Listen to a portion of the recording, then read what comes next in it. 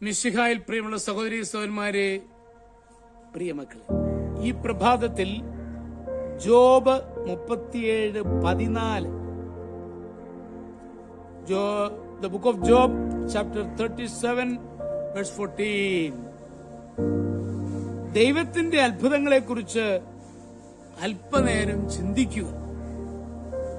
വിനോദ യാത്രക്കിടയിലായിരുന്നു ആ സമ്പന്ന കുടുംബം.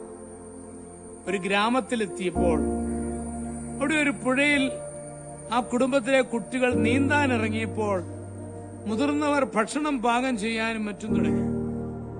അവർ തമാശകൾ പറയുകയും ചിലർ പാട്ടുപാടുകയും ചെയ്തു. പുഴയിലിറങ്ങിയ കുട്ടികളിൽ ഒരാൾക്ക് നീന്തൽ അത്ര വശമുണ്ടായിരുന്നില്ല. അവൻ മറ്റു കുട്ടികളിൽ നിന്നും അകന്ന് പുഴയിലേക്ക് താണുകൊണ്ടിരിക്കുന്നത് ആ ഗ്രാമത്തിലെ ഒരു ദരിദ്ര ബാലൻ കണ്ടു. പുഴയിൽ മീൻ പിടിച്ചുകൊണ്ട് നിൽക്കുന്നതിനിടയിലായിരുന്നു അവൻ ഇത് കണ്ടത്. മറ്റൊന്നും ആലോചിക്കാതെ ആ ബാലൻ പുഴയിലേക്ക് എടുത്തു ചാടി. വെള്ളം കുടിച്ച് ക്ഷീണിച്ച് അവശനായ ആ കുട്ടിയുടെ മുടിക്ക് പിടിച്ച് വലിച്ച് കരയ്ക്ക് കയറ്റി. അപ്പോൾ മാത്രമാണ് യാത്രാ സംഘത്തിലുള്ളവർ ഈ വിവരം അറിയുന്നത്. അവരെല്ലാം അത്യാഹ്ലാദത്തോടെ ആ ദരിദ്ര ബാലന്റെ ശുഷ്കാന്തിയെ പ്രശംസിച്ചു. അവൻ എന്തെങ്കിലും വിലപ്പെട്ട സമ്മാനം നൽകാൻ അവർ ആഗ്രഹിച്ചെങ്കിലും ദരിദ്ര ബാലൻ അതൊന്നും സ്വീകരിച്ചു.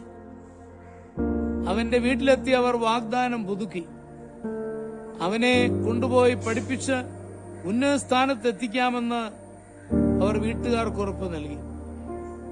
അങ്ങനെ ആ ദരിദ്ര ബാലൻ ഉന്നത പഠനത്തിലൂടെ ശാസ്ത്രത്തിന്റെ സോപാനങ്ങളിലേക്ക് നടന്നു കയറി.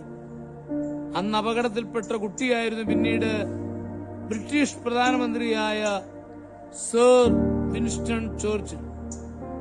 അവനെ രക്ഷിച്ച ഗ്രാമീണ ബാലൻ പെൻസിലിൻ കണ്ടുപിടിച്ച ശാസ്ത്രലോകത്തിന് അത്ഭുതമായി മാറിയ അലക്സാണ്ടർ ഫ്ലെമിംഗുമായിരുന്നു. വിശുദ്ധിയായ മദർ തെരേസ പറയുന്നുണ്ട്, ഞങ്ങളുടെ പ്രവൃത്തികൾ മഹാസമുദ്രത്തിലെ ഒരു തുള്ളി മാത്രമാണെന്നറിയാം. പക്ഷെ ആ ഒരു തുള്ളി ഇല്ലെങ്കിൽ അതിന്റെ കുറവ് സമുദ്രത്തിൽ ഉണ്ടായിരിക്കും എന്നാണ് ഞാൻ കരുതിയിരിക്കുന്നത്. പ്രിയമുള്ള സഹോദരങ്ങളെ, ഈ ഒരു ബോധ്യം നമ്മുടെ ഹൃദയങ്ങളിൽ ആഴപ്പെടുക ആവശ്യമാണ്.